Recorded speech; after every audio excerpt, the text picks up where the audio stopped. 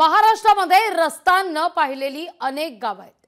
त्यातलंच एक गाव आहे रायगड जिल्ह्यातल्या महाड तालुक्यातलं धनगरवाडी।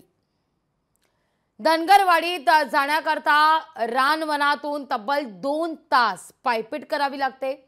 रस्ता न पाहिलेल्या या गावात लोकशाही मराठी मात्र पोहोचलाय। पाहूया। देशाला स्वातंत्र्य मिळून 75 वर्ष पूर्ण झालेत, मात्र आजही काही गावं आणि वाड्या अविकसित राहिलेल्या आहेत। चला तर मग पाहूया महाड तालुक्यातल्या चिंभावे गावाजवळ असणाऱ्या धनगरवाडीची जीवनगाथा।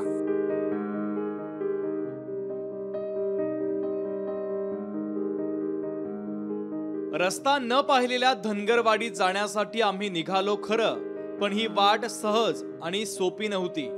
चिखल तुडवत दगड धोंड्यांमधून बरीच पायपीट करत आम्ही रायगड आणि रत्नागिरीच्या सीमेवरच्या डोंगरात वसलेल्या धनगरवाडीत पोहोचलो। चिंभावे ग्रामपंचायतीच्या हद्दीत असलेल्या धनगरवाडीत जाण्यासाठी कोणताही रस्ता नाहीये। रस्ता नसल्यानं गावात विकास पोहोचलाच नाही।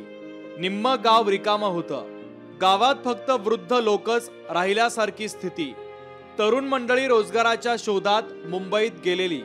बाहेरच्या जगापासून संपर्क तुटल्यासारखी या गावाची अवस्था झाली आहे। वाडीत राहणारी लोक पण मुंबईला जायला लागली आणि इथे त्यांना कुठलीही नाही अपेक्षा नाही आहे की इथे चांगलं होईल की काय होईल।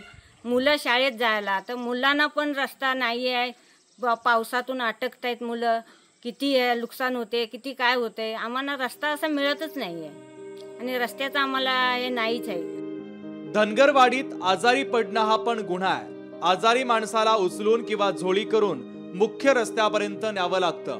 तिथून हॉस्पिटल पर्यंत जाईपर्यंत रुग्ण अर्धमेला होतो। माझी पत्नी आजारी असते, तिला कॅन्सरची बिमारी आहे।